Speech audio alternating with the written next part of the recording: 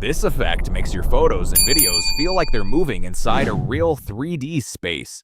And the best part is that it only takes a few minutes to create in CapCut PC. Add your photo or video to the timeline and set the ratio to 16:9.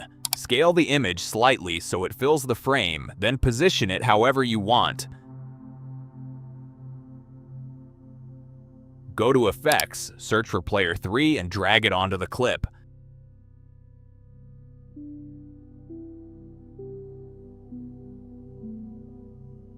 Set Texture to 0. Set Glow to 0.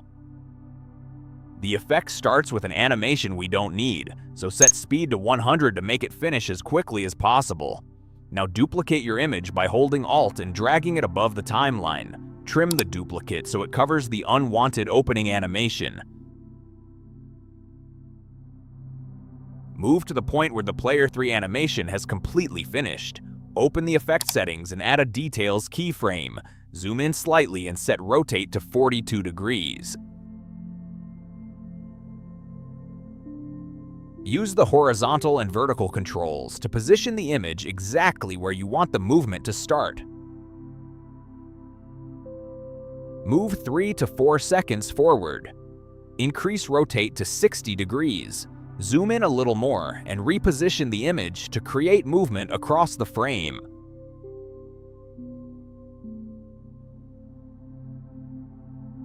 Once you're happy with the animation, return to the first keyframe, select everything, and press Alt+G to create a compound clip. Press Ctrl+B to split the clip and delete the unwanted opening section. Go to the start of the compound clip and add a transform keyframe. Scale the clip until all black edges disappear. Move to the end of the animation and adjust the position to complete the camera movement. To direct the viewer's attention, search for blur and place it above the clip. Add a mask, enable reverse, and position it over the side you want blurred. Set feather to around 27 and blur strength to 7. That's the basic 3D screen movement effect. For a more advanced version, repeat the same setup with another clip. Apply the Player 3 effect again. Set Texture and Glow to 0. Set Speed to 100. After the intro animation ends, add a Details keyframe. Zoom in slightly and set Rotate to 44 degrees. Position the clip where you want the movement to begin. Move forward 3 to 4 seconds. Increase Rotate to 63 degrees. Zoom in a little more and reposition the clip to create a dynamic camera move. Create a compound clip with Alt+G. Split with Ctrl+B and remove the unwanted intro section. At the beginning of the compound clip, add a transform keyframe.